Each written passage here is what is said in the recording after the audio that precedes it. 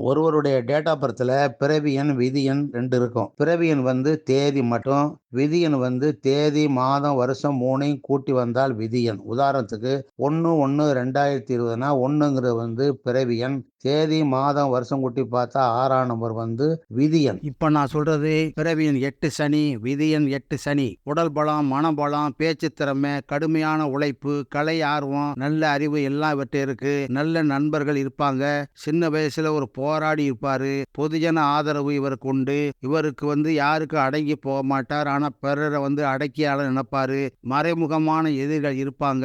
சிரிச்ச முகமா இருப்பாரு. ஆனா மனசுக்குள்ள ஏதாவது ஒரு சோகம் இருந்துகிட்டே இருக்கும். பண விஷயத்துல ரொம்ப சிக்கனமா இருப்பாரு. ஆனா செலவு எத்தாப்புல காத்துக்கிட்டு நிற்கும். பேச்சில் அன்பு அடக்க வேணும், இல்லாட்டி பகைகள் ஏற்படும். கடவுள் நம்பிக்கை அதிகமா இருக்கும். மன குழப்பத்தினால இதை செய்யலாமா அதை செய்யலாமா போட்டு குழம்பிக்கிட்டே இருப்பாரு. பார்க்க அழகா இருப்பாரு. கஷ்ட காலத்துல உதவி செய்வதை மறக்காம உதவி செய்வாரு. ஏதாவது ஒரு பிரச்சனையை சுமந்துகிட்டே இருப்பாரு. யாரையும் நம்பாம சந்தேகமா பார்ப்பாரு. ஒருத்தருடைய பேச்சிலே எப்படிப்பட்டவனு ஜட்ஜ் பண்ணிடுவாரு. யாரும் பாராட்டி பேசினா கூட நம்மளை ஏமாத்தத்தான் பாராட்டன்னு நினைச்சுக்குவாரு. எச்சரிக்கையா இருப்பாரு. எந்த இன்பத்தையும் முழுசா அனுபவிக்க மாட்டாரு. காதலும் ஈடுபடுவாரு. வயிறு, வாயு கோளாறு, இடுப்பு, மூட்டு, பல்லு, தலைவலி, மூத்திர கோளாறு, ஹார்ட் விபத்துகள், ஆபரேஷன் ஏற்பட வாய்ப்பு உண்டு. இது வந்து பொதுவான குணம். பேருக்கு தகுந்த மாதிரி குண அமைப்பு மாறும். உங்க பேரை சொன்னா ஃப்ரீயா ஒரு 3 விஷயங்களை சொல்றேன். இதை பயன்படுத்திங்க.